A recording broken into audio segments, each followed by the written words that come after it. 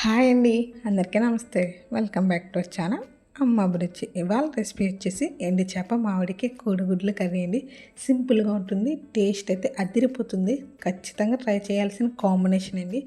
చాలా అంటే చాలా బాగుంటుంది. వీడియోలోకి అయితే వెళ్ళిపోతాం. ముందుగా నేను వచ్చేసి 2 పెద్ద ఉల్లిపాయలు తీసుకున్నానండి. వాటిని చిన్న చిన్న ముక్కలుగా కట్ చేసుకోవాలి. అందులోకి పచ్చిమిర్చిని కూడా పొడవు చీలికలుగా కట్ చేసుకోండి. ఒక పుల్లటి మామిడికాయ తీసుకోండి. పులుపు ఎక్కువ ఉండేలా చూసుకోండి. మనకి ఎన్ని గుడ్లు కావాలితే అన్ని గుడ్లను కూడా ఉడికించేసి పక్కన పెట్టుకోవాలి. మనకు తగ్గట్టు ఎన్ని చేపలను కూడా తీసి పెట్టుకోండి. ఉడికించిన గుడ్లకి కొంచెం కారం అలాగే పసుపునైతే పట్టించుకోండి. ఇలా చేయడం వల్ల గుడ్డు అనేది రుచిగా ఉంటుంది. వేపేటప్పుడు కూడా ఈజీగా అయిపోతుంది. స్టవ్ మీద గిన్నె పెట్టి ఆయిల్ని అయితే వేసుకోండి. ఆయిల్ వేడెక్కాక ఇందులో గుడ్లను అయితే వేపేసుకోవాలండి. గుడ్లు అనేవి గోల్డెన్ కలర్ వచ్చేంత వరకు వేగాలండి. దీనికి కారం పసుపు బాగా పడుతుందండి. గుడ్లను కూడా వేపేసుకుని పక్కన పెట్టుకోవాలి. మొత్తం అన్ని వైపులు బాగా వేగేలా వేపుకోవాలండి. గుడ్లు మంటను లో ఫ్లేమ్లో పెట్టుకుని వేపుకోండి, లేదంటే మాడిపోతుంది. గుడ్లు వేగాక తీసేయండి. ఇందులోనే ఎండి చేపలను కూడా వేపేసుకోండి.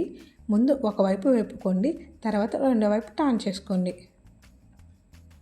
చాలా బాగుంటుందండి. రెసిపీ వచ్చేసి ఒక్కసారి ట్రై చేయండి, మీరు అస్సలు వదలరు, మళ్ళీ మళ్ళీ ట్రై చేస్తారు, అంత బాగుంటుంది.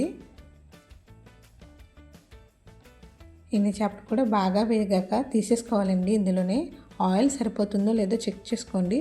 సరిపోకపోతే ఆయిల్ యాడ్ చేసుకోవాలి, కానీ ఆయిల్ అయితే సరిపోతుందండి. ఈ ఆయిల్లోనే ఉల్లిపాయ ముక్కలు పచ్చిమిర్చిని కూడా వేసేసుకోండి. ఉల్లిపాయలని మెత్తగా వేగేంత వరకు మగ్గించుకోవాలండి. మీరు కనుక ఫస్ట్ టైం నా ఛానల్ చూస్తుంటే వీడియో నచ్చితే లైక్ చేయండి, షేర్ చేయండి, మీ ఫ్రెండ్స్ అండ్ ఫ్యామిలీ మెంబర్స్కి షేర్ చేయండి. మన ఛానల్లో ఉన్న వీడియోస్ని కూడా చూసేయండి. వెళ్తా ఛానల్ని సబ్స్క్రైబ్ చేసుకుని వెళ్ళండి. ఉల్లిపాయలు వేగడానికి కొంచెం సాల్ట్ అనేది వేసుకోండి. సాల్ట్ చూసుకుని వేసుకోండి. ఎండి చేపలో సాల్ట్ అనేది ఉంటుంది కాబట్టి మూత పెట్టుకుని బాగా మెత్తగా మగ్గించుకుంటే సరిపోతుందండి.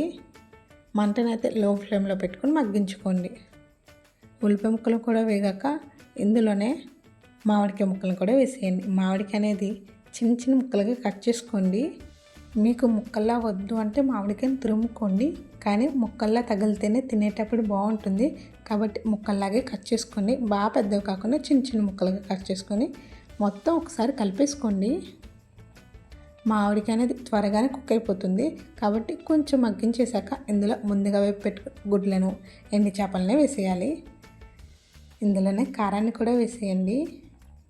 కారం ఎక్కువ ఉండేలా చూసుకోండి, అప్పుడే కర్రీ అయితే చాలా బాగుంటుంది.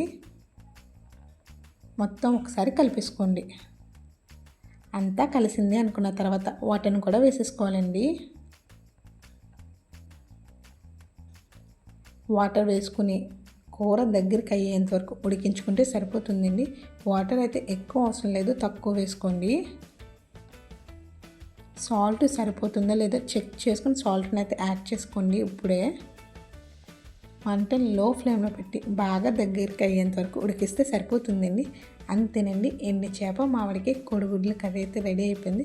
సింపుల్గా ఉంటుంది, టేస్ట్ అయితే మామూలుగా ఉండదు, అద్దిరిపోతుంది. నాది గ్యారంటీ. ఒక్కసారి ఇలా ట్రై చేసి చూడండి, చాలా బాగా వస్తుందండి. ఇలా నూనె పైకి తేలుతున్నప్పుడు స్టవ్ని అయితే ఆఫ్ చేసుకోండి. అంతేనండి వీడియో.